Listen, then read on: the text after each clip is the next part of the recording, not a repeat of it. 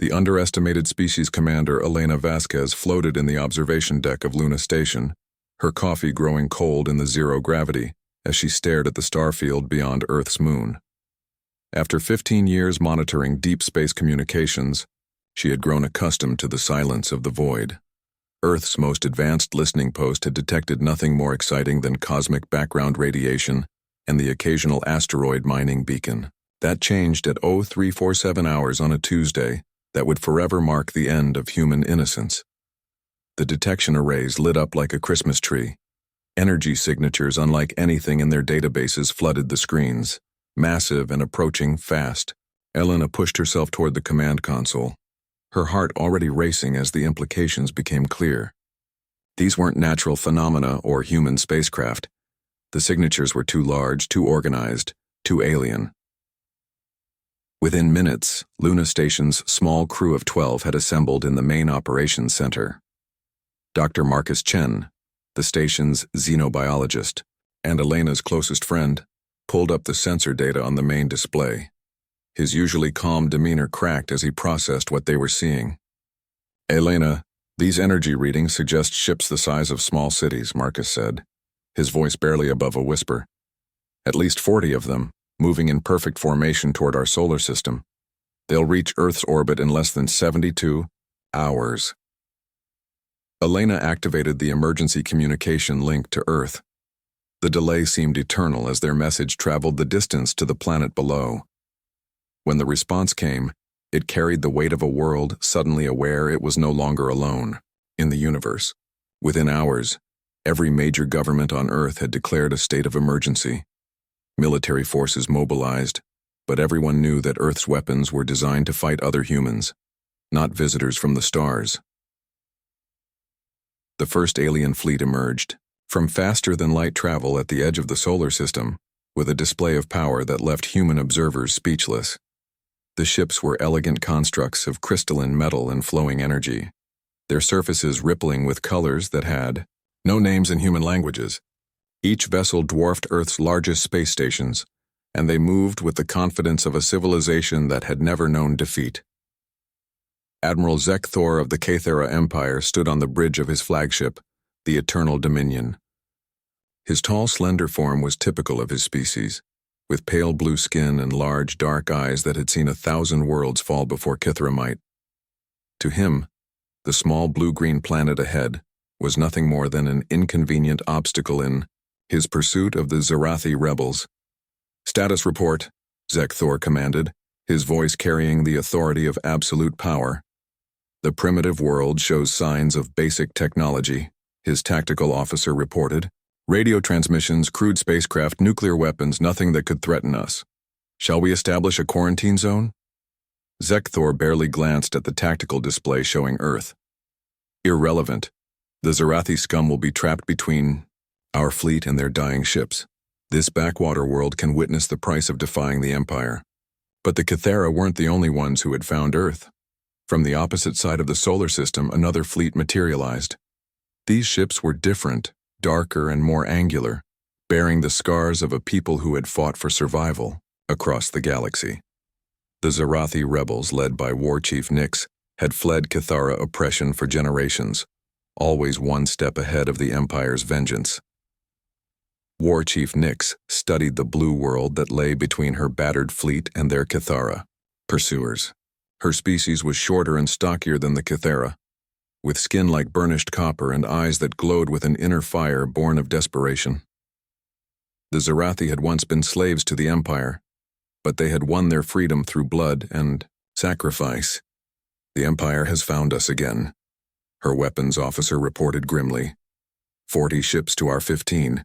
They've driven us into this primitive system deliberately." Nyx's scarred hands clenched the command rail.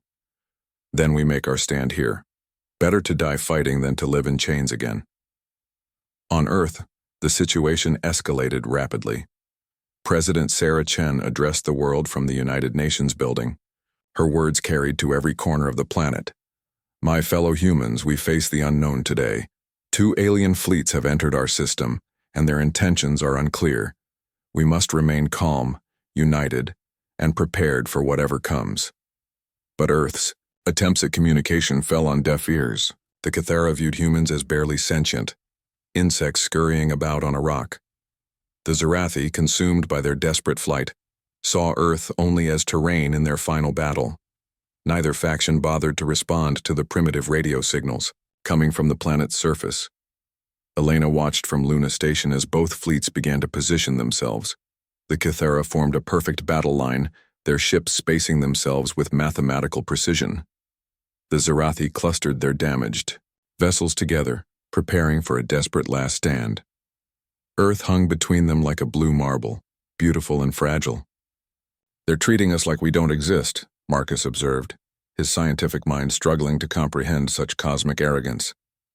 To them, we're nothing more than an interesting geographical feature.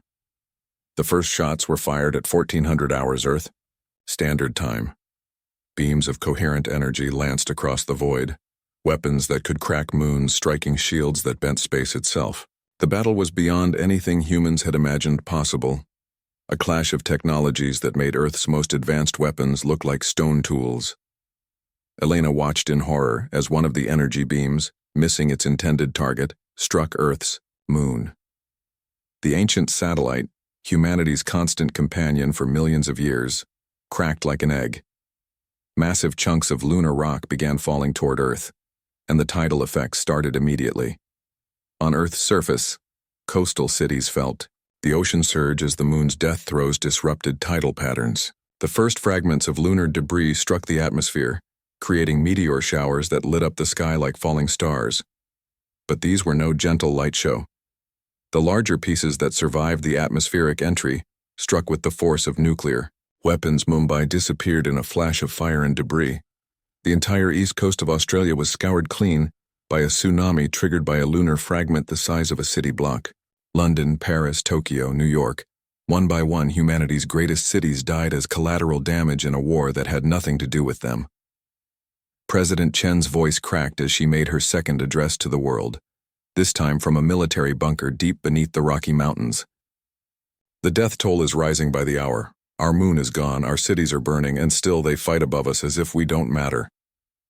In the depths of space, the battle raged on. The Kythera pressed their advantage, their superior numbers and firepower slowly overwhelming the Zarathi defenses. But War Chief Nyx had not survived this long by accepting defeat easily.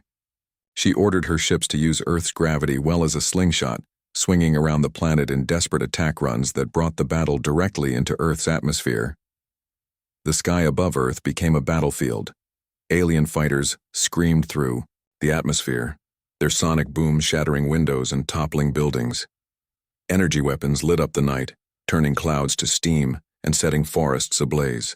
The aurora borealis, normally confined to the polar regions, danced across the entire sky as exotic radiations played havoc with Earth's magnetic field. Elena coordinated rescue efforts from Luna Station's remaining operational sections. The moon's destruction had damaged their facility, but the hardened military systems kept running.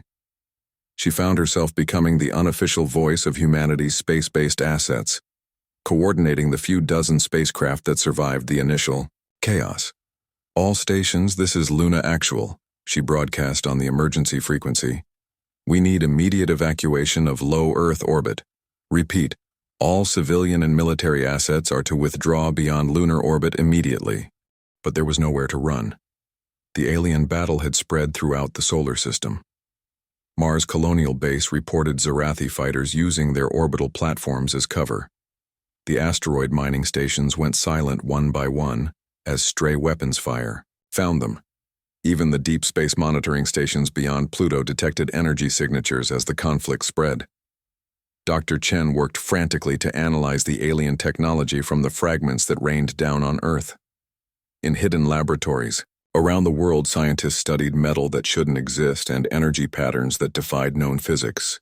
They were reverse engineering technology thousands of years ahead of human science, driven by desperation and the knowledge that their species faced extinction. "Elena, look at this," Marcus called from his makeshift laboratory on Luna Station. He held up a piece of crystalline metal that pulsed with inner light. "This isn't just technology, it's alive somehow. The molecular structure shifts based on the wielder's neural patterns. It's adaptive technology. Elena studied the fragment, her mind racing. Can we use it? Maybe. But we'd need to understand their neural patterns first, and that would require capturing one of them alive. The opportunity came sooner than expected. A damaged Zarathi fighter, its pilot wounded and dying, crash-landed in the Australian outback. The pilot, a young warrior named Kess, was found by human rescue teams. As she lay dying in a military hospital, she spoke the first words any alien had ever directed at humanity. You small ones fight bravely against the inevitable, she whispered in broken English, her translator device damaged but functional. The Empire cares nothing for worlds like yours. To them, you are less than insects. But insects can sting, if they are clever. Those words, spoken by a dying enemy who had shown more respect for humanity than Earth's protectors, would echo in Elena's mind for years to come. As Kess drew her final breath, she pressed something into the human medic's hand. A small device that pulsed with the same light as the technology fragments. The device contained star charts, tactical information, and most importantly, the recognition that humans existed. War Chief Nix had authorized her pilot to make contact with the local species if the situation became desperate enough. The Zarathi, as outcasts themselves, understood what it meant to be dismissed and forgotten. As the first week of the alien war drew to a close, Earth was a dying world. The atmosphere choked with debris and exotic particles. The oceans boiled with unnatural tides. Cities lay in ruins, and billions of humans were dead or dying. But in the hidden bunkers and secret facilities where the survivors gathered, something new was being born. Elena stood in the ruins of Luna Station's observation deck, looking down at the scarred face of Earth. The blue marble was now streaked with brown and gray, its beauty marred by the casual violence of beings who considered humans beneath notice. But in her hand she held Kess's device, and in her heart she carried the dying warrior's words. Humanity had been dismissed as primitive, irrelevant, beneath the attention of galactic powers. They had been proven right in the most brutal way possible. But they had also made a fatal mistake. They had underestimated what humans could do when they had nothing left to lose. The war that had destroyed Earth was about to discover what happened when primitives got angry. The awakening of human.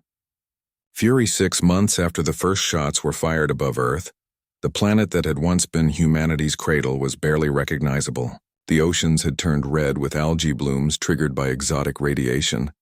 The atmosphere flickered with unnatural auroras that painted the sky in colors that had no names. Where great cities once stood, twisted metal and glass formed monuments to cosmic indifference. But beneath the scarred surface, in bunkers carved from living rock and hidden bases scattered across the solar system, humanity refused to die quietly.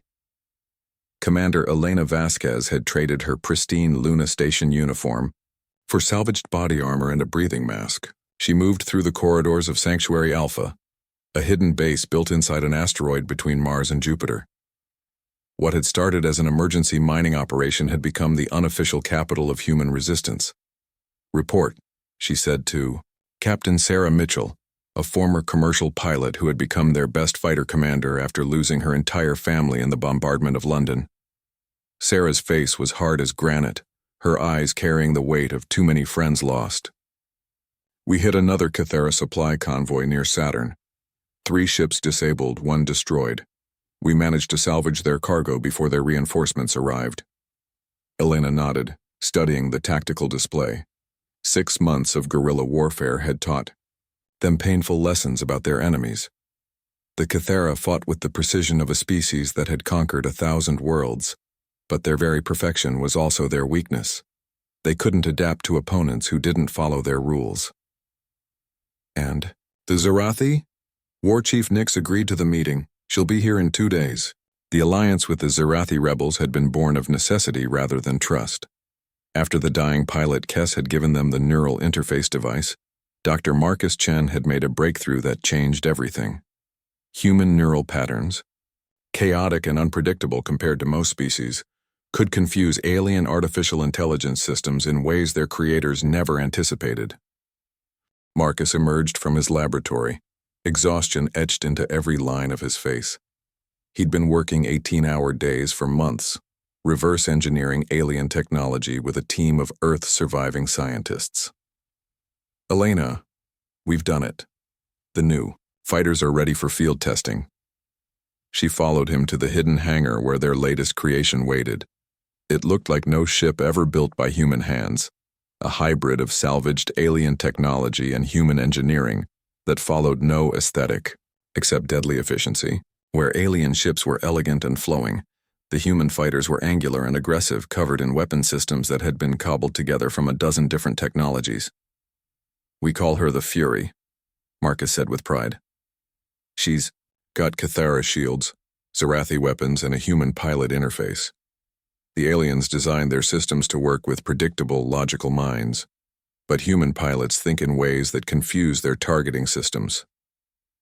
Elena climbed into the cockpit, marveling at the bizarre mix of technologies. Cathara crystalline displays showed information in patterns that hurt to look at directly, while Zarathi control surfaces felt warm and almost organic under her hands. But scattered throughout were recognizable human elements: analog gauges, physical switches, and most importantly, manual overrides for every system. The aliens rely on their computers to make tactical decisions, Sarah explained as she prepared for the test flight. But we've programmed random elements into every system. Our ships literally don't know what they're going to do next, so neither do the enemy targeting computers. The test flight was a revelation. The Fury moved through space like a living thing, its hybrid systems creating patterns of movement that no alien strategist could predict. When enemy fighters tried to intercept, they found themselves shooting at empty space, while human weapons found their marks with devastating accuracy. Word of the successful tests spread through the hidden human enclaves. On Ganymede base, survivors from the European Space Agency worked around the clock to build more hybrid fighters. In the ruins of the International Space Station, salvage teams stripped useful technology from alien wrecks. Even on Earth's poisoned surface, underground factories staffed by volunteers who knew they would likely die from radiation exposure manufactured weapons and components for the growing human fleet. War Chief Nix arrived at Sanctuary Alpha in a battered Zarathi cruiser, her hull scarred by months of running battles with the Cathara. The alien warrior stepped onto the human station with the caution of someone who had learned to trust no one completely, but her burning eyes showed respect for what humanity had accomplished. Your species continues to surprise, she said to Elena as they met in the station's command center. Nix's translator had been adjusted to human speech patterns, giving her words a stilted but understandable cadence. The Empire believes you extinct. They celebrate the cleansing of this system and prepare to move on to their next conquest. Elena's jaw tightened. Let them think we're dead. It'll make our counterattack more effective. The alliance between humans and Zarathi was formalized that day, not with treaties or ceremonies, but with shared intelligence and coordinated strike plans. Nix provided star charts showing Cathara fleet positions, while Elena offered something the rebels had never possessed: ships that could strike without warning and disappear before enemy reinforcements arrived. The first joint operation targeted a Cathara research station studying the ruins of Earth's moon. Admiral Zekthor had established the facility to analyze human technology and culture, treating the extinct species like an interesting archaeological specimen. He was about to learn that the specimens were still very much alive. Sarah led a squadron of 12 Fury fighters in the attack, their chaotic flight patterns making them nearly impossible to track. They struck the research station like a swarm of angry wasps, their hybrid weapons tearing through shields designed to stop conventional energy attacks. Within minutes, the station was crippled and its garrison eliminated. But the real prize was the data they recovered. The Cathara had been systematically cataloging human civilization, studying their art, literature, and history with the detached interest of scientists examining an extinct species.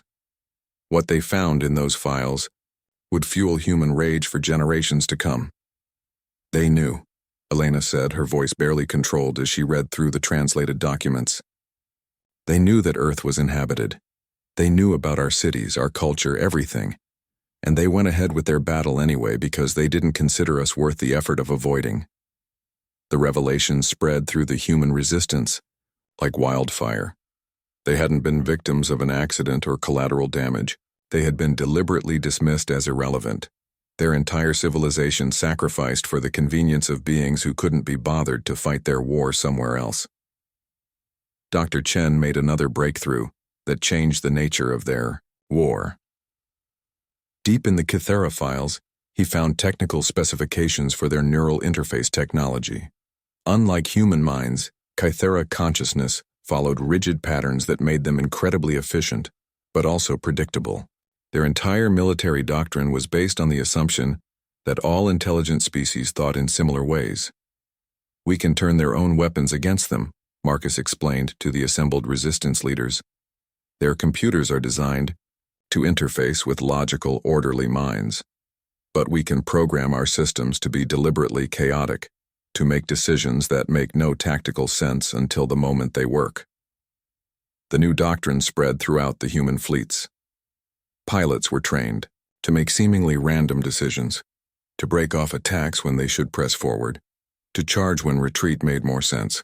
The psychological impact on human crews was challenging, but the effect on enemy forces was devastating. Admiral Zekthor found himself facing an enemy that defied every principle of civilized warfare. Human ships appeared from nowhere, struck, with weapons that shouldn't work together, and vanished before his forces could respond. His perfectly coordinated battle formations were being torn apart by opponents who seemed to have no strategy at all, beyond causing maximum chaos. "How many ships do these primitives possess?" he demanded of his intelligence officers. "Unknown, Admiral. Our tracking systems cannot maintain locks on their vessels. Their energy signatures shift randomly and their flight patterns follow no recognizable logic." Zekthor studied the tactical displays, his ordered mind struggling to comprehend an enemy that operated outside all known parameters. They were supposed to be extinct. The war's turning point came during the Battle of Titan. The Kythera had established a major base on Saturn's largest moon, using it as a staging area for their expansion into the outer solar system. Elena personally led the assault, commanding a fleet of 50 hybrid vessels in humanity's largest offensive operation since the war began. The Kythera defenders fought with their usual precision, their formations textbook perfect, and their tactics flawless. But perfection was their weakness. Human ships struck like a plague of locusts, each vessel operating independently, their combined assault creating patterns of destruction that no computer could predict or counter. Captain Mitchell dove her fighter through the heart of the enemy formation, her weapon system cycling through different alien technologies in a sequence that changed with each trigger pull.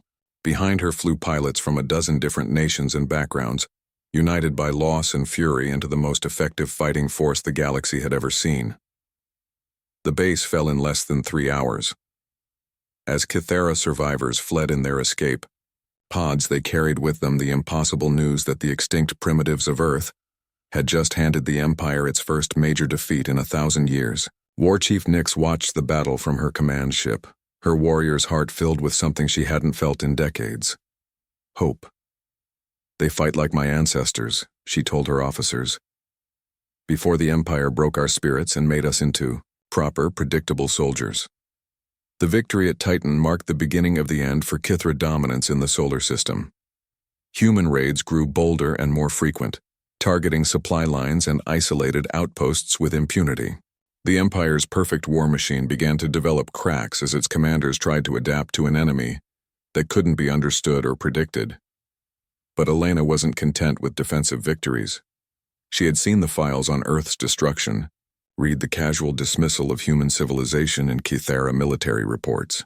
The aliens had treated her species like insects, and now she intended to show them what happened when insects learned to bite back.